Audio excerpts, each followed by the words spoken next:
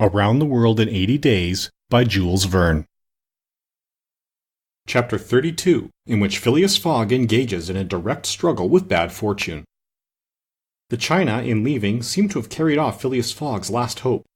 None of the other steamers were able to serve his projects. The Perrier of the French Transatlantic Company, whose admirable steamers are equal to any in speed and comfort, did not leave until the 14th. The Hamburg boats did not go directly to Liverpool or London, but to Havre, and the additional trip from Havre to Southampton would render Phileas Fogg's last efforts of no avail. The Inman steamer did not depart till the next day, and could not cross the Atlantic in time to save the wager. Mr. Fogg learned all this in consulting his Bradshaw, which gave him the daily movements of the transatlantic steamers. Passepartout was crushed. It overwhelmed him to lose the boat by 3/4 of an hour. It was his fault, for instead of helping his master, he had not ceased putting obstacles in his path. And when he recalled all the incidents of the tour, when he counted up the sums expended in pure loss and on his own account, when he thought that the immense stake, added to the heavy charges of this useless journey, would completely ruin Mr. Fogg, he overwhelmed himself with bitter self-accusations. Mr. Fogg, however, did not reproach him, and, on leaving the Cunard Pier, only said, "We will consult about what is best tomorrow. Come." The party crossed the Hudson in the Jersey City ferry boat, and drove in a carriage to the St. Nicholas Hotel on Broadway. Rooms were engaged, and the night passed briefly to Phileas Fogg, who slept profoundly, but very long to Aouda and the others, whose agitation did not permit them to rest. The next day was the 12th of December. From 7 in the morning of the 12th to 9:15 in the evening of the 21st, there were 9 days, 13 hours, and 45 minutes. If Phileas Fogg had left in the China, one of the fastest steamers on the Atlantic, he would have reached Liverpool and then London within the period agreed upon. Mr. Fogg left the hotel alone after giving Passepartout instructions to await his return and inform Aouda to be ready at an instant's notice. He proceeded to the banks of the Hudson and looked about among the vessels moored or anchored in the river, for any that were about to depart. Several had departure signals and were preparing to put to sea at morning tide, for in this immense and admirable port there was not one day in 100 that vessels do not set out for every quarter of the globe. But they were mostly sailing vessels, of which of course Phileas Fogg could make no use. He seemed about to give up all hope when he espied, anchored at the battery, a cable's length off at most, a trading vessel, with a screw well shaped whose funnel, puffing a cloud of smoke, indicated that she was getting ready for departure. Phileas Fogg hailed a boat, got into it, and soon found himself on board the Henrietta, iron-hulled, wood-built above. He ascended to the deck and asked for the captain, who forthwith presented himself.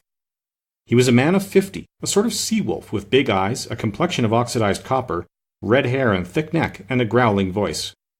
"The captain?" asked Mr. Fogg. "I am the captain." "I am Phileas Fogg of London."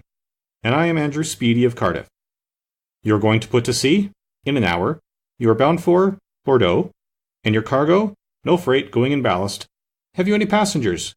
"No passengers, never have passengers, too much in the way." "Is your vessel a swift one?" "Between 11 and 12 knots, the Henrietta well known." "Will you carry me and 3 other persons to Liverpool?" "To Liverpool? Why not to China?" "I said Liverpool." "No." "No?" "No, I am setting out for Bordeaux and shall go to Bordeaux."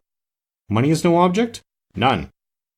The captain spoke in a tone which did not admit of a reply. "But the owners of the Henrietta," resumed Phileas Fogg. "The owners are myself," replied the captain. "The vessel belongs to me." "I will freight it for you." "No." "I will buy it of you." "No." Phileas Fogg did not betray the least disappointment, but the situation was a grave one. It was not at New York as at Hong Kong, nor with the captain of the Henrietta as with the captain of the Tankadere. Up to this time money had smoothed away every obstacle. Now money failed. Still, some means must be found to cross the Atlantic on a boat, unless by balloon, which would have been venturesome besides not being capable of being put in practice. It seemed that Phileas Fogg had an idea, for he said to the captain, "Well, will you carry me to Bordeaux?" "No, not if you pay me $200. I offer you 2,000. "A piece?"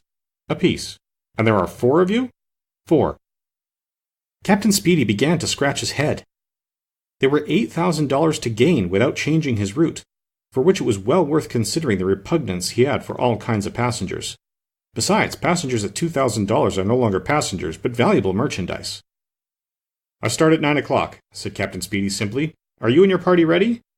"We will be on board at 9 o'clock, replied, no less simply, Mr. Fogg.